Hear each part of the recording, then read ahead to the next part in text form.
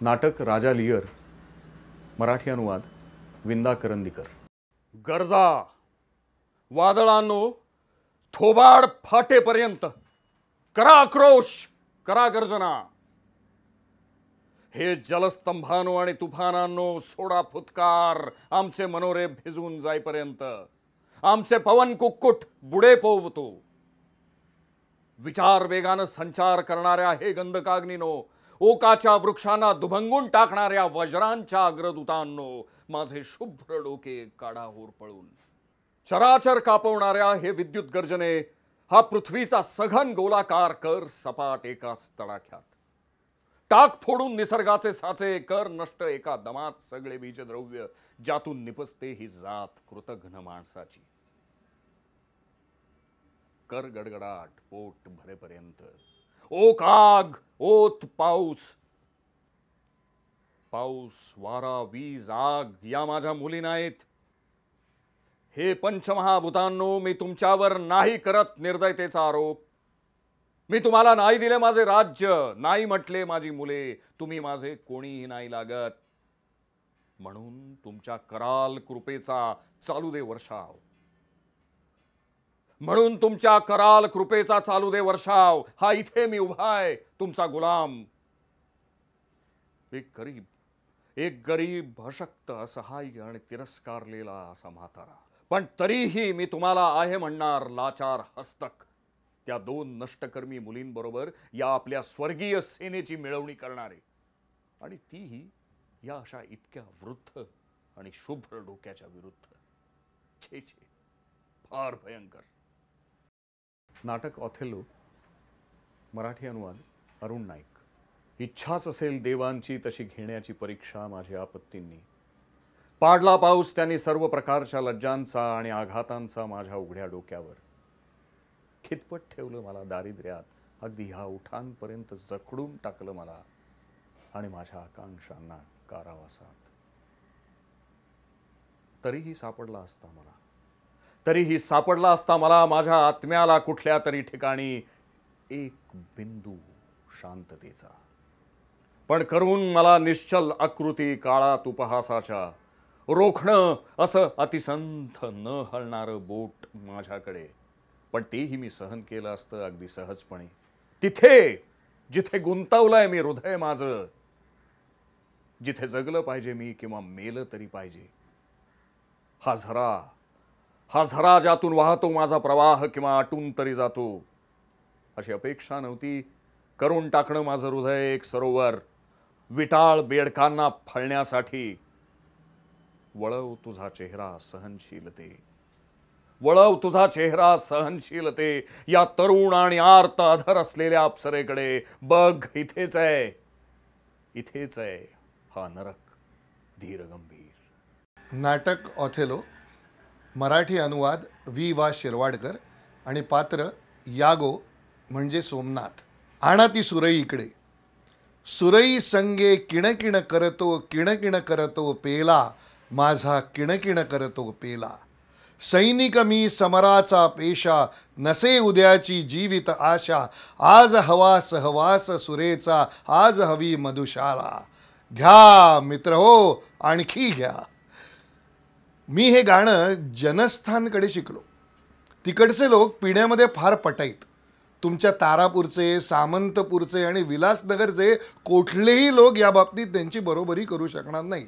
घ्या आता आणखी एक हा घ्या। शकार झाला राजा तेव्हा ठकार झाला मंत्री, प्रकार झाले नाना त्यांची किती करावी जंत्री। मंत्री म्हणाले उपमंत्र्याला, तुमान आकाशास शिवा। शिंप्याचे जे वेतन होईल, हिस्सा मजला त्यात हवा। राजा वदला उजेड रवीचा, हौदामध्ये भराभरा। दिवे तयाचे रात्री लावा, का तेलाचा खर्च करा। मंत्री म्हणाला, हवी कशाला रखवाली ही चहूकडे। द्या सगळे धन माझ्या जवळी, इथेच करतो सैन्य खडे। राजा वदला पगार कसला, काम करावे भक्तीने। उपास पडले परवा नाही, पुण्य लाभते सक्तीने। मंत्री म्हणाला, मती राजाची हिमाचलाहुनी तुंग असे। राजा वदला या मंत्र्याच्या पगडी खाली शिंग असे.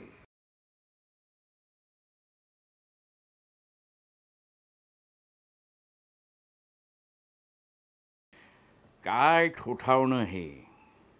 जर एखादा नरकद्वाराचा पाल असता तर किल्ली फिरवतच राहिला असता. ठाक ठाक ठाक. अरे कोण आहे? हा एक शेतकरी. भरपूर मिळणार म्हणून फासावर गेला. वेळेवर आलास रे. फडकी ठेव बरोबर, घामाघूम होणार आहेस. ठाक ठाक ठाक. अरे सैतानाच्या नावासाठी आता कोण? अरे चा, हा तर दुटप्प्या. दोन्ही पक्षांची शपथ घेतो एकमेकांच्या विरुद्ध. याने देवाच्या नावाने बेईमानी केली, पण दुटप्पीपणाने स्वर्गात जाऊ शकला नाही. ये रे बाबा, आत ये. आता कोण आहे? हा तर इंग्रजी शिंपी. फ्रेंच कापड चोरल्यामुळे आलाय. ये ये शिंप्या ये, इथे तुझीच कोंबडी शिजेल. ठाक ठाक ठाक. अरे शांतता म्हणून नाही. तू कोण? नाही, पण ही जागा नरकाच्या मनाने फारच थंड आहे. मी नरक द्वारपालगिरी आता नाही करणार. अधिक फुलांकित मार्गानं अनाहत शेकोटीच्या दिशा काढणारे सर्व थरातले लोक मला हवे होते आत सोडायला. रात्री 3 वाजेपर्यंत पीत बसलो होतो. दारूमुळे 3 गोष्टी होतात: नाक रंगणे, झोप लागणे आणि लघवी होणे. वासनाही जागृत होते, पण कृती होत नाही. म्हणूनच दारू व्यभिचाराप्रमाणे दुटप्पी प्रवृत्त करते आणि शिथिल करते. अंगावर सोडते, परत आणते, मन वळवते, चित्त विचलित करते, उभा करते, पाडते. थोडक्यात गंडवते आणि शेवटी झोपवते. मग मात्र हातावर तुरी देऊन सोडून जाते. काल अगदी गळ्यापर्यंत आली, पण मीच गंडवलं तिला. आणि मला वाटलं मीच तिच्याहून अधिक ताकदवान असल्यामुळे जरी तिनं माझा पाय उचलला मध्ये मध्ये, मग मीच चित केली तिला. नाटक हॅमलेट, मराठी भाषांतर नाना जोग. अरे हे जड कठोर शरीर वितळून का नाही जात आपोआप? परमेश्वरा, काय बिघडलं असतं तू आत्महत्या हे पाप ठरवलं नसतंस तर? काय उपयोगाची आहे तुझी सृष्टी? इथलं हे कष्टी जीर्ण निस्सत्व नीरस अस्तित्व. निबिड रानच घालतंय जिथं थैमान असं हे दूषित उद्यान. धिक्कार धिक्कार असो या जीवनाला. केवढी दुर्घटना आहे. फक्त 2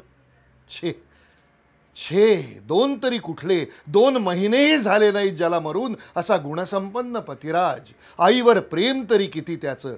जरासा सोसाट्याचा वारा सुटला तर बिचारीला भीती वाटेल म्हणून सदैव झटला तो तिला निवारा देत. पण माझी आई जणू एका महावृक्षाच्या जीवनसत्वावर फोफावत गेलेली वेल ही उन्मळून पडल्यावर तिचा एक आधार केवळ 1 महिन्याच्या आत करू लागली सुखात दुसरा संसार. अरे रे, नष्ट का नाही होत माझी स्मरणशक्ती? शिव शिव, अनित्य हृदया स्त्रिया. केवळ 1 महिन्याच्या आत.